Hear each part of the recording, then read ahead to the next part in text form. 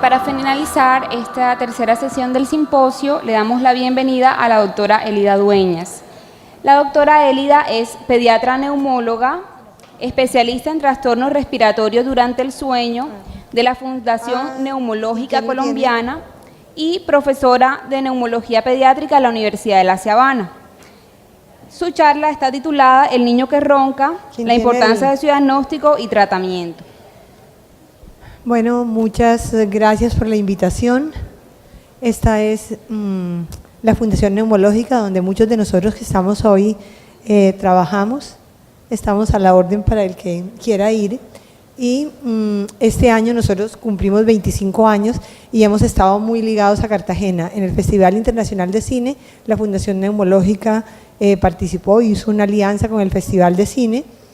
Ustedes pueden ver eso, nosotros estuvimos ahí porque la música se relaciona mucho con la respiración. Y en este momento también hicimos una alianza para participar también en este simposio internacional que cada día ha cogido mucho más vuelo y quisimos en la Fundación Neumológica también estar presente acá. La Fundación Neumológica es una institución donde se trabaja en neumología prácticamente y hacemos muchas cosas en sueño y en otras áreas de la neumología. Entonces, para comenzar con mi charla, yo quiero que ustedes piensen si realmente hablar de ronquido vale la pena en un sitio como este, que es realmente de asma, de alergia. Pues es muy importante hablar porque muchos pacientes que tienen rinitis alérgica y que tienen otras condiciones alérgicas roncan. Tradicionalmente hemos pensado que roncar es bueno. Ahora, a las mujeres no se nos puede preguntar si roncamos o cuántos años tenemos. Eso es una cosa que nunca se debe hacer. Cuando alguien le dice a uno que si ronca, las mujeres siempre decimos que no roncamos y muchas roncamos. Pero esto es una encuesta que se hizo internacional en el 2004, donde el 52% de los médicos nunca preguntaban acerca de las alteraciones respiratorias durante el sueño. Eso es lo habitual. En la consulta pediátrica nosotros nunca realmente preguntamos eso. Y cuando se pregunta, el 69% de los padres siempre dice que los niños tienen alguna alteración. No solamente que ronquen, sino que pueden tener pesadillas, terrores nocturnos o cualquier alteración del sueño que involucre a los padres. Hablando de ronquido y cuál es la definición, no hay que hacer mucha definición teórica, todos sabemos qué es el ronquido, y entonces uno ronca y hace y toda la noche hace así e incomoda al que está al lado de uno, pero la definición realmente es que es un ruido inspiratorio producido por la vibración de los tejidos blandos de las paredes de la orofaringe durante el sueño. La vibración de la orofaringe ocurre cuando el diámetro orofaringe disminuye, y eso disminuye durante el sueño porque uno pierde tono. Ahora, yo pierdo tono y si no tengo un factor predisponente, pues no voy a roncar, pero el aumento de la presión intratorácica hace que los músculos dilatadores de la faringe se obstruyan más y el ronquido puede ocurrir desde que yo me estoy durmiendo, o sea, apenas estoy cabeceando. Ustedes ven gente que está en una conferencia y de pronto uno oye a alguien que hace y es la persona que está roncando, o sea que apenas uno entra al sueño puede roncar. Generalmente es un sonido grave y la mayoría de las veces es de característica inspiratoria. Es un síntoma y es un signo de obstrucción de vía aérea. O sea que roncar no es normal, es un síntoma y un signo de obstrucción de la vía aérea, y en las alteraciones respiratorias durante el sueño realmente es el principal signo o síntoma que uno debe averiguar. Por eso los pediatras siempre debemos averiguar si los niños roncan o no roncan. ¿Qué pasa con el ronquido? Hay varios términos. Uno ve que la literatura habla de ronquido primario o habla de ronquido simple o ronquido no apneico. El ronquido simple o primario es aquel ronquido en que usted ronca y en general no hace ningún trastorno ventilatorio, o sea, no se desatura, no eleva el CO2, sino que solamente ronca, y uno supondría que eso no debería tener repercusión desde el punto de vista clínico. ¿Qué pasaba en las épocas anteriores? En la época prehistórica era bueno roncar, porque eso quería decir que los machos protegían a sus hembras de sus depredadores nocturnos, o sea que era bueno que el hombre roncara. Y durante muchos siglos el signo de roncar era un signo de que uno estaba durmiendo bien, que uno estaba durmiendo profundo, y si uno veía a un niño roncar le parecía cómico y la gente se reía de que un niño roncara. Desde la segunda mitad del siglo XX roncar se ha convertido en un signo de enfermedad.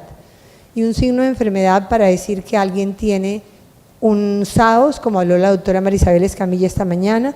Entonces, el ronquido es un signo o un síntoma de enfermedad en la época actual. En cuanto al ronquido simple, lo que dije anteriormente, no hay anormalidades en la ventilación. Eso quiere decir, no hay desaturación y no hay tampoco hipercapnia. Y puede ser clasificado con base en su frecuencia. Entonces yo puedo tener un ronquido leve, un ronquido moderado, un ronquido severo. El leve es aquel que ronca ocasionalmente y además no incomoda al que está al lado. El moderado generalmente incomoda algo al que está al lado, y el severo es cuando uno coge su cobija y se va del cuarto y dice, este señor no me lo aguanto más porque ronca toda la noche. O cuando uno de mamá, teniendo un niño que ronca, al día siguiente va donde el médico y le dice, mire, este niño se está muriendo, se muere de noche porque ronca. Entonces, el ronquido es un signo de enfermedad y hay que tenerlo en cuenta.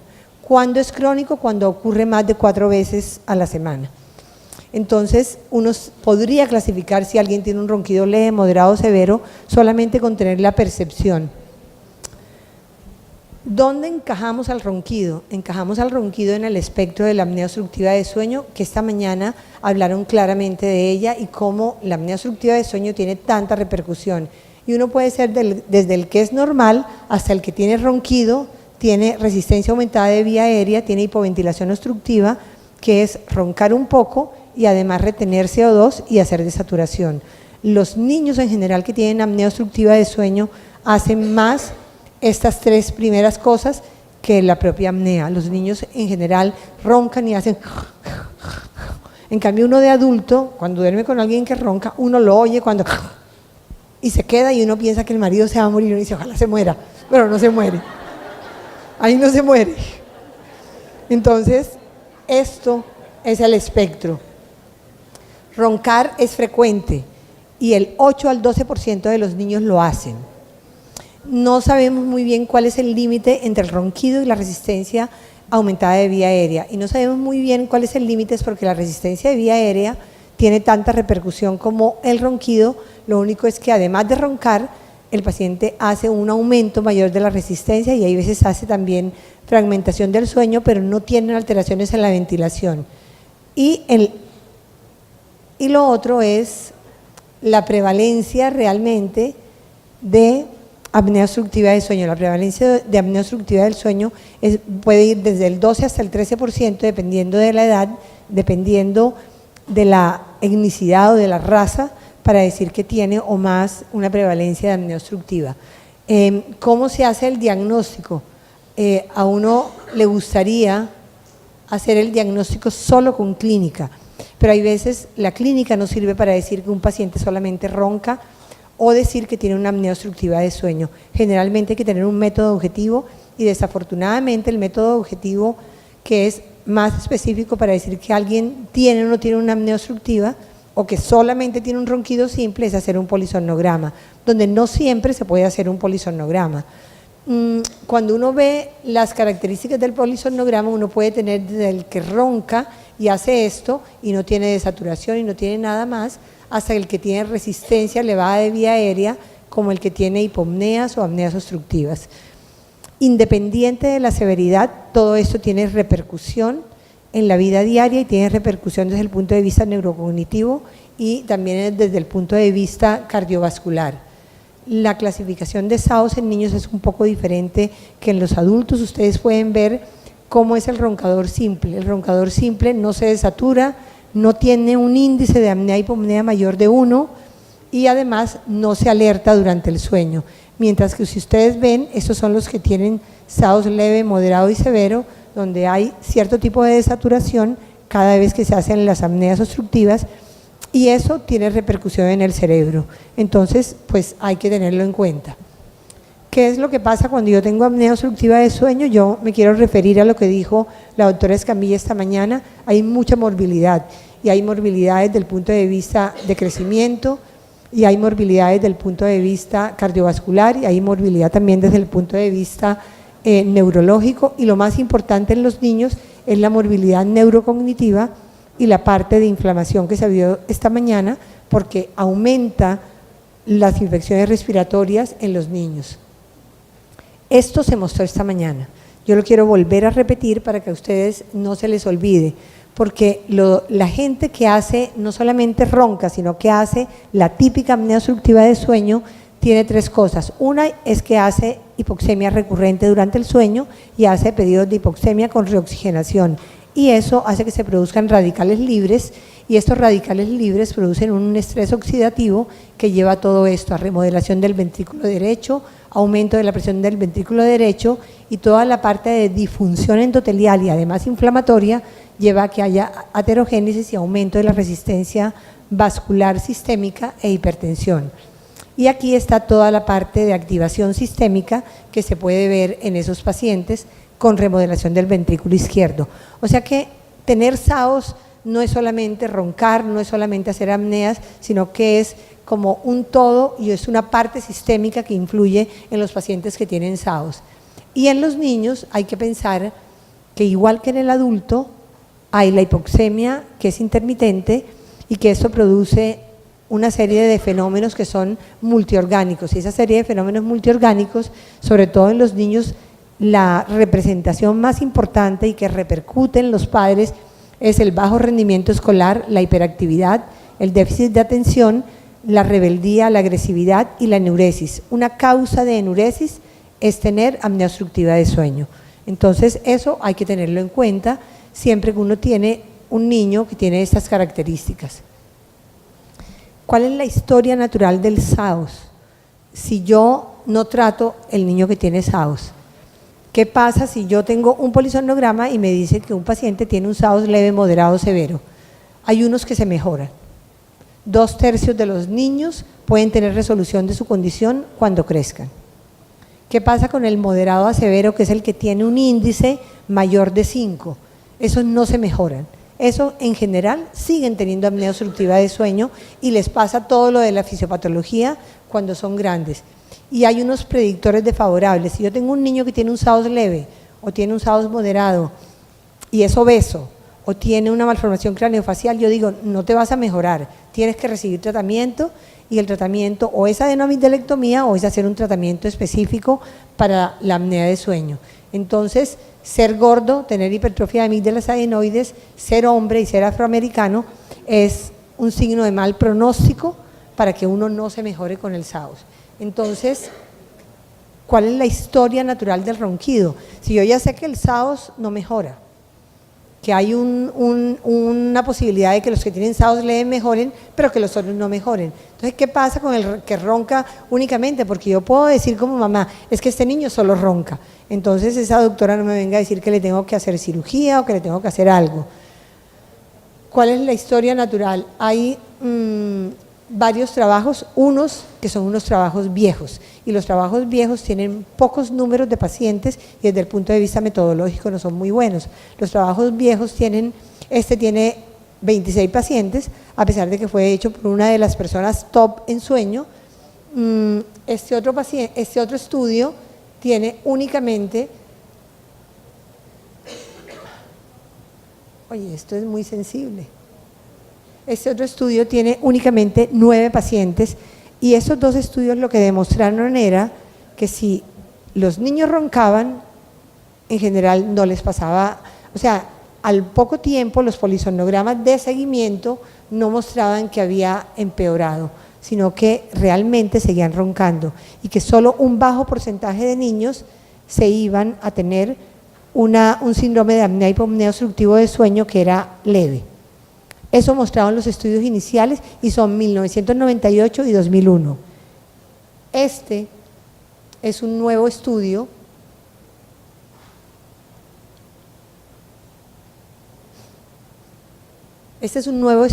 en el cual se hizo en niños en el 2013 y se les hizo polisomnograma, se midió a los niños, se les pesó, y lo que encontró ese estudio actual, que era metodológicamente muy bueno, es que no todos los niños se mejoraban.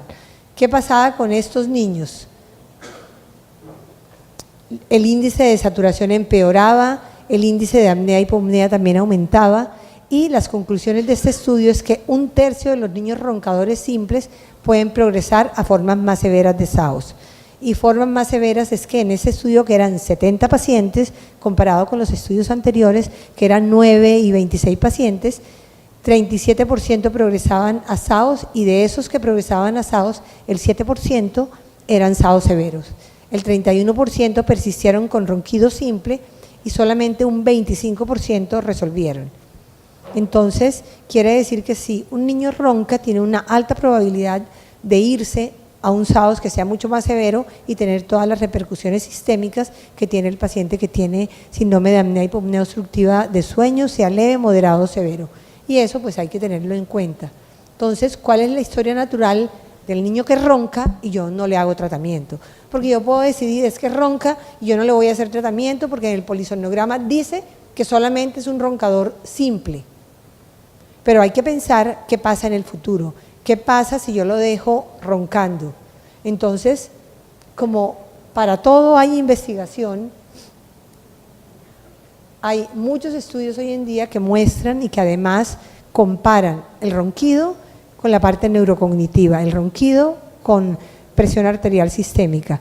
Y todos esos estudios, esto podemos decir, no es que fue hecho en Estados Unidos, pero esto es Sudamérica, esto es Chile.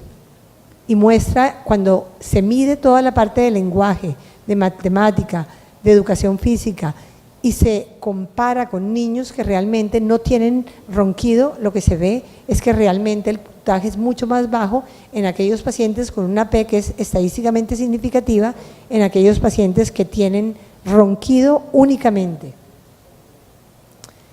Este es otro estudio que muestra exactamente lo mismo, reducción en la neurocognición en niños quienes solamente roncan.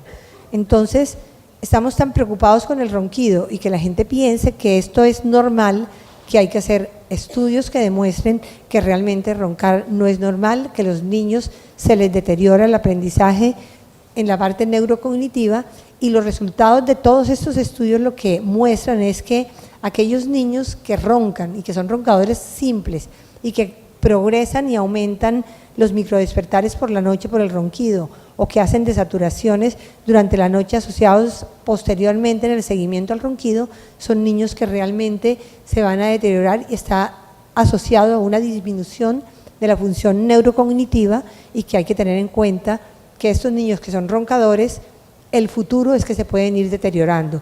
Entonces, porque sea solamente roncador en el polisomnograma, no quiere decir que no tengan que recibir tratamiento. Entonces, el que ronca y no se le da tratamiento, llega igual a esto que ya explicamos al principio y que esta mañana se explicó. Y que hay que tenerlo en cuenta porque miren todo lo que pasa en el que ronca y no recibe tratamiento. ¿Qué hago para el diagnóstico del que ronca? Uno es la clínica y es tener como la visión de que roncar no es bueno, de que roncar es algo anormal, y preguntarlo en la historia clínica. Y hay que preguntarlo siempre en la historia clínica. Y pensar que no solamente el niño que es gordo tiene apnea obstructiva de sueño, sino que hay un SAOS tipo 1 y un SAOS tipo 2. El 1 es el gordo que se duerme en todos lados. El otro es el niño que tiene hipertrofia de amígdalas y adenoides y que hace un SAOS y es flaco y tiene déficit en el crecimiento. Ambos tienen repercusiones. Lo único es que este gordito hace síndrome metabólico y en general le va peor. Esto es lo que les quiero mostrar. Estos niños son bonitos y tienen apnea obstructiva de sueño y tienen rinitis alérgica, y son los niños que típicamente pueden hacer roncar y uno dejarlos pasar porque tienen rinitis alérgica. Entonces hay que tener en cuenta eso. Y lo otro es el niño que realmente tiene algún síndrome y que es labor de los pediatras saber si estos niños tienen apnea obstructiva de sueño o no. Y es el niño que tiene un Pierre-Robin, el niño que tiene una mucopolisacaridosis o que tiene cualquier malformación craneofacial o que tiene un maxilar chiquito. Todos esos niños roncan y hay que tenerlos en cuenta para hacer un buen diagnóstico. Y todos estos niños que ustedes ven aquí, roncan. Y todos estos niños tienen una alta probabilidad de tener apnea de sueño y todos tienen una alta probabilidad de no mejorar con la adenoamidalectomía cuando tienen apnea de sueño. Esto es para decirles que si un niño ronca y es un roncador habitual, que ronca más de 4 veces al día, a la semana, este niñito hay que mirar si es un niño menor de 30 meses y tiene comorbilidad. Yo inmediatamente, y comorbilidad es tener alteraciones como malformaciones craneofaciales, debe ser inmediatamente remitido a una unidad de sueño. Si el paciente es roncador y tiene hipertrofia de amígdalas adenoides, lo debe ver el otorrino para ver si la posibilidad es hacerle realmente una adenoamigdalectomía o no. Entonces, tener comorbilidad o no tener comorbilidad cambia un poco el tratamiento de estos pacientes. Entonces, ¿cuál debe ser el tratamiento del roncador simple? No hay suficiente evidencia para saber qué hay que hacerle. No hay la evidencia como para uno decir, mire, si es un roncador, de todos modos, opérelo. Realmente lo que hay es que hay unos pacientes que se deben tratar. ¿Y cuándo hay que tratarlos? Cuando hay síntomas clínicos que sean significativos, cuando hay la probabilidad de progresión, como son los niños que tienen comorbilidad, y cuando hay evidencia de que puede haber una mejoría en la neurocognición o en la parte cardiovascular en un niño que ronca o que tiene SAOS. Gracias.